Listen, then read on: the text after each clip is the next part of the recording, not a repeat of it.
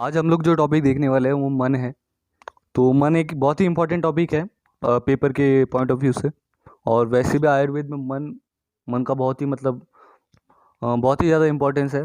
हर जगह मन का मतलब एक कोई ना कोई तो यूज़ है। तो अभी देखेंगे हम लोग मन क्या है एग्जैक्टली में। तो सबसे पहले जो माइंड माइंड यानी जो हमारे सत्व है, सोल यानी जो आत्मा है, और जो बॉडी है, ये एक ट्राइपॉड है जिस पे हमारी लाइफ डिपेंड करती है। तो मन, आत्मा और शरीर जो है वो हमारा ऐसा ऐसा स्टैंड है, ट्राइपॉड स्टैंड है जिस पे हमारी लाइफ डिपेंड कर रही है।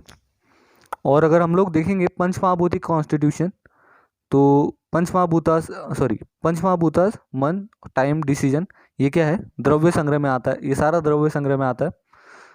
देखेंगे हम लोग एक श्लोक, खादिने आत्म्य मना कालो दिसज द्रव्य संग्रह। तो ये श्लोक आपको याद रखना है। खादिन्यात्मा मना कालो दिसज द्रव्य संग्रह। ये श्लोक आप लर्न रखिए, बहुत इंपॉर्टेंट है। और जो इम्पोर्टेंस है माइंड का वो क्या है? मन का जो सुख दुख का हमारा जो साइट है वो मन है। Both body and mind are resort of pleasure and disorders. तो जो हमारी बॉडी और मन है उनमें सुख दुख एक साथ ही प्रेजेंट है। पूरा मतलब रिसोर्ट है, मतलब पूरा साइट है सुख दुख का। तो जो डेफिनेशन है मन का वो अभी हम लोग देखेंगे। ऊपर लिखी हुई डेफिनेशन, सुखादि उपलब्धि साधनम मनः। मतलब सुख अगर हमें साधन करना है या फिर सुख सुख तक पहुंचना है तो उस किसके वाया पहुंचेंगे या फिर किसके थ्रू पहुंचेंगे हम लोग? वो है मन के द्वारा ही हम लोग सुख की उपलब्धि कर सकते हैं। तो टू अचीव मतलब happiness we have to go through मन। और जो अवबुद्ध लिखा, अवबुद्ध मतलब होता है नॉलेज की जो अंडरस्टैंडिंग है। जो भी नॉलेज हमें लेना है, किसी चीज़ को हमें परस्यू करना है, समझना है, तो भी मन की ज़रूरत होती है। तो ऐसा बॉडी कॉन्स्टिट्यूंट है जो हमें नॉलेज या फिर ज्ञान की उपलब्धि करवा के देता है, वो मन है। आगे हम लोग देखेंगे। तो बहुत चीज़ है मन में समझने के लिए। तो देखिए, जैसे सिनोनिम्स है मन के सिनोनिम्स होते सत्व, चेतस, अतीन्द्रिय। अतीन्द्रिय इसलिए बोला है क्योंकि जब इंद्रिय किसी भी ऑब्जेक्ट से कॉन्जुगेट करती है या फिर किसी भी ऑब्जेक्ट की तरफ देखती है या फिर जुड़ती है नॉलेज परसीव करने के लिए, तो उसे अतीन्द्रिय बोला जाता है। और जो कैरेक्टरिस्टिक फीचर्स है माइंड के या फिर जो लक्षण है उसे हम लोग देखेंगे। लक्षणों मनसो ज्ञानस्य अभावो भाव एवच सति हृदयत्मेन्द्रिया अर्थानाम सन्निकर्ष न वर्तते। इसका मतलब होता है कि अगर हमें नॉलेज परस्यू करनी है तो प्रेजेंस ऑफ भाव, मतलब जो प्रेजेंस ऑफ मन है, नॉलेज है, वो होना चाहिए। तो टू परस्यू नॉलेज और not to pursue the knowledge indicates presence और एब्सेंस ऑफ द माइंड। अगर नॉलेज ज्ञान हुई है तो वहाँ पे भाव है, मतलब प्रेजेंस है किसका? मन का। और अगर नहीं हुई है तो अभाव है माइंड का। ऐसा बोला गया है ऊपर वाले अभी जो श्लोक बताया आपको मैंने, जो है लक्षण मनसो ज्ञान से अभाव भाव एवच। तो स्वरूप क्या है? सारे इंद्रिय, ऑल इंद्रियाज एंड माइंड आर पांचमहाभूतिक। जैसे हमने देखा है सर्वद्रव्यम पांचमहाभूतिकम अस्मिन् अर्थे, ये तो हमें पता ही है। मतलब जितना भी सृष्टि में, इस यूनिवर्स में जो भी चीज़ है वो पांच महाभूतिक कॉन्स्टिट्यूशन से बना है, ये हमें अच्छे से पता है। तो माइंड क्या है? ज्ञानेंद्रिय और कर्मेंद्रिय में एक मीडिएटर है। अब वो करता क्या है? पहले तो सारे सेंसरी ऑर्गन्स को स्टिमुलेट करेगा नॉलेज परस्यू करने के लिए। जैसी नॉलेज की परस्यूरेंस होगी वैसे वो क्या करेगा? कर्मेंद्रिय को एक ऑर्डर देगा कि आप कुछ एक्शन कीजिए। तो ये सब काम किसका है? माइंड का है। अब हम लोग देखेंगे लोकेशन क्या क्या है माइंड की। अब जो लोकेशन है, पहले तो सबसे पहले चरक संहिता में बोला है कि हार्ट जो है वो लोकेशन है माइंड का। तो भेल संहिता ने बोला है हेड है। और एक और है चक्रपाणी ने बोला है कि फुल बॉडी जो है वो है साइट है माइंड का। तो तीन चीज़ें आपको याद रखनी है।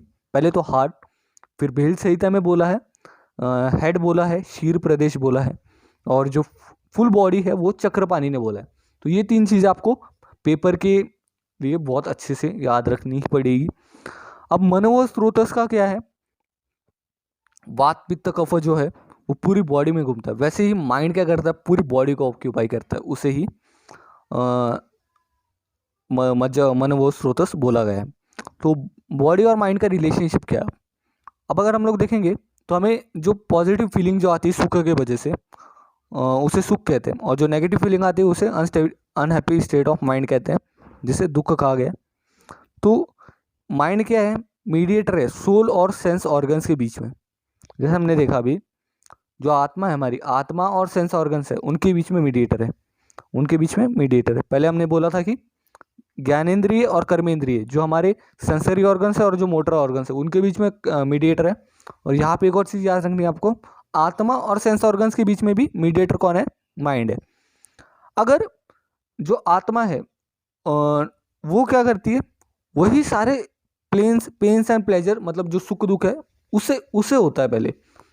फिर माइंड, ऐसा बोला गया कि इट इज़ आत्मा not mind who experiences all pains and pleasures, but we think that it is mind which experiences feelings of happiness or pain। तो अगर हम लोग इस बात को समझे तो इसमें कहा गया कि आत्मा है जो पेन्स एंड प्लेजर्स को समझती है, ये तो बस फीलिंग है जो एक्सप्रेस होती है मन के द्वारा कि हमें सुख हुआ है या फिर दुख हुआ है। तो ये बहुत इंपॉर्टेंट पॉइंट था एक समझने के लिए। और अगर हम लोग अगर आप आगे देखेंगे तो when mind establish the contact with sense organs it convey knowledge to soul. अभी अगर जो माइंड है, वो जो मन है हमारा, वो किसी भी नॉलेज को परस्यू करने के लिए जब सेंस ऑर्गन से कांटेक्ट करता है तो उसके बाद वो करता क्या है, वो जो इन्फॉर्मेशन है वो किसको कन्वे करता है, आत्मा को कन्वर्ट करता है, सोल को कन्वर्ट करता है। इसलिए माइंड इज कॉल्ड उभयात्मक as it is mediator between sense organs and motor organs. तो ज्ञानेंद्रिय और कर्मेंद्रिय के बीच में जो क्या बोलते हैं मीडिएटर है वो माइंड है। नित्य स्टेबल है, नित्य द्रव्य है, and always concentrated in soul with soul and when it is in balance state. अगर हमें किसी भी नॉलेज को परस्यू करना है तो पहले हम लोग कॉन्टैक्ट बनाते हैं सेंस ऑर्गन्स के साथ, ताकि हमें नॉलेज परस्यू हो। अगर नॉलेज परस्यू होने के बाद हम लोग सोल को एक मैसेज कन्वे करते हैं कि भाई हाँ ये नॉलेज हमारे पास आ चुकी है, तो उसके बाद ही हमें कुछ समझ आता है। तो माइंड और सोल का बहुत ही ज़्यादा मतलब एक दूसरे पे डिपेंडेंस है, एक दूसरे पे ही मतलब इंटरडिपेंडेंट होते हैं। वो दोनों अलग अलग है पर एक दूसरे पे इंटरडिपेंडेंट रहेंगे। आगे हम लोग देखेंगे जो प्रॉपर्टीज़ है माइंड की, वो क्या है कि अनुत्वम थ चैकत्व द्वो गुण मनसो स्मृतो। अनुकत्वम एकत्वम जो है, मतलब अनुकत्वम मीन्स सूक्ष्म है, इसलिए माइक्रो साइज है, इसलिए पूरी बॉडी में फैल चुका है माइंड, और हर ऑब्जेक्ट से कॉन्जुगेट करके रैपिडली नॉलेज को परस्यू करता है। अब एकत्व अगर आपको समझना है, जैसे हम लोग बोलते हैं कि माइंड हमारा, अरे मेरा आज ये मन कर रहा है, मेरा वो मन कर रहा है, अलग अलग मन नहीं है भाई, मन जो है वो एक ही है। मतलब हम जो सोचते हैं बहुत सारे मन है, मन एक ही है। एक चीज को बोला गया है एकत्व, और अनुकत्व मतलब स्मॉल और पूरी बॉडी में फैला हुआ। इसलिए तो जब हम लोग माइंड किसी सेंस ऑर्गन्स, माइंड जब कॉन्जुगेट करता है सेंस ऑर्गन्स को, अपने सेंस ऑर्गन्स को नॉलेज परस्यू करने के लिए जब बोलता है, तब विजुअलाइजिंग, हियरिंग, परस्यूइंग और स्मेल की जो हमारी जो नॉलेज है वो एक साथ चलती है, एट ए टाइम चलती है। अब एक और बोला गया, राजस और तमस जो है वो दोषा है माइंड के, और सत्व गुण है माइंड का, जो क्वालिटी है माइंड का। ठीक है, ये बहुत आपको अच्छे से याद रखना चाहिए। अगर हम लोग आपको मैं अगर एक एग्जांपल दूं तो एग्जांपल कुछ इस प्रकार होगा। अगर हम लोग कुछ मल्टीटास्किंग करते हैं, जो भी हम लोग मल्टीटास्किंग करते हैं, तो उसमें क्या है, अनुकत्व और एकत्व का बेस्ट एग्जांपल है। जैसे हम लोग टीवी भी देख रहे हैं और एक साथ खा भी रहे हैं, तो हम लोग किसी एक चीज़ पे कॉन्सेंट्रेट करते हैं, दोनों पे अच्छे से कॉन्सेंट्रेट नहीं कर पाएंगे। किसी एक ही चीज़ पे या तो खाते रहेंगे या फिर टीवी देख पाएंगे अच्छे से। तो जो रिलेशनशिप है दोषा के साथ, सत्व सत्व जो है वो पित्त में प्रीडोमिनेंट है, पित्त वालों में, और जो रजो जो गुण है वो वात वाले में, और तामसिक जो है वो कफ वाले में। अब हम लोग अगर देखें तो बैलेंस स्टेट ऑफ जो माइंड है वो सत्व बना के रखता है, और सत्व राजस और तमस में बना के रखता है। इन सब पे डिपेंड करता है। मतलब सत्वगुण क्या करता है, स्टिमुलेट करता है माइंड को किसी भी ऑब्जेक्ट की तरफ, और रजोगुण क्या करता है, मोटिवेट हो जाता है और फिर वो उस ऑब्जेक्ट की तरफ और मतलब नॉलेज परसीव करने के लिए बढ़ता है। और जो तमस गुण है, ये सब प्रोसेस को अगर रोकना है तो तमस गुण एक्शन में आएगा। तो उसके बाद देखेंगे एक्सेस क्वालिटी अगर एडजस्ट हो जाए तो माइंड क्या हो जाएगा, अनस्टेबल हो जाएगा। अगर वैसे अनस्टेबल अगर माइंड हो गया तो किसी भी ऑब्जेक्ट पे कॉन्सेंट्रेट नहीं कर पाएगा। और इसी चीज़ को हमने बोला है अमनस्कत्व। आप देखिएगा, अमनस्कत्व जो है वो इस चीज़ को बोला। अगर जब माइंड एक्सेस रजा हो जाएगा तो अनस्टेबल हो जाता है माइंड, और उसको ही अमनस्कत्व बोला गया है। तो आप समझिए, कॉम्बिनेशन समझिए। अब सत्व और रजस होगा तो पॉजिटिव एक्शन होगा। तो इसके लिए आप लोग छोटी छोटी ट्रिक्स याद रख सकते हैं। S+R होगा तो पॉजिटिव एक्शन होगा। और मैं आपको दिखाता हूँ, T+R होगा, जैसे हमने देखा S+R, T+R होगा तो नेगेटिव एक्शन होगा। तो ये बहुत आपको अच्छे से याद रखना है। अब जो है वो फिजियोलॉजिकल इफेक्ट्स क्या क्या है। अगर रजस बढ़ जाता है तो हंगर, स्लीप, मोशन, ये सब इरेगुलर हो जाता है। जितने भी साइकोलॉजिकल हमारे एक्टिविटीज़ हैं वो बहुत इरेगुलर होने लगता है। तमसिक गुण अगर बढ़ जाता है तो डलनेस, स्लोनेस, क्योंकि वो रोकने का काम करता है।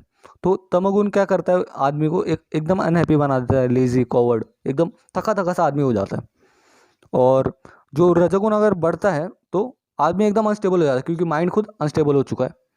और ग्रीडी और कॉम्पिटिटिव, एंग्री, बहुत ज़्यादा मतलब गुस्सा आने लग जाता है आदमी को। तो ये सभी आपको याद रखना है। बेसिकली आपको क्या क्या याद रखना है, पहले तो हमने आपको बताया था, डेफिनेशन बताई थी। डेफिनेशन याद रखिए आप, सुखादि उपलब्धि साधनम मन, ये याद रखिए। और जो ट्राइपॉड है हमारे बॉडी का वो है मन, आत्मा और हमारा शरीर। फिर सुख दुख का उपलब्धि जो है वो पहले तो हमें आत्मा करवा के देता है, आत्मा को फिर जो फीलिंग है वो हमें मन में आती। और जो नॉलेज का परसेप्शन है वो भी हमारा मन ही करवा के देता है। आप तो बस यही छोटी छोटी बातें याद रखिए। मन व स्रोतस क्या है, मन के लोकेशन क्या है, और मन के गुना। एक तो लक्षण था कि अभाव भाव, तो ये भी याद रखिए। और जो गुण है, गुण भी याद रखिए आप, एकत्व, अनुकत्व, और सत्व एक गुण है। और दोष क्या क्या है, रजो और तामसिक, तमस ये जो है, रजो और तमस ये जो है दोष है। तो ये सब आपको याद रखना है। Thank you. अगर वीडियो आपको अच्छा लगा है तो लाइक कीजिए, कमेंट कीजिए, शेयर कीजिए, और कोई भी डाउट है तो कमेंट सेक्शन में प्लीज़ लिखिए।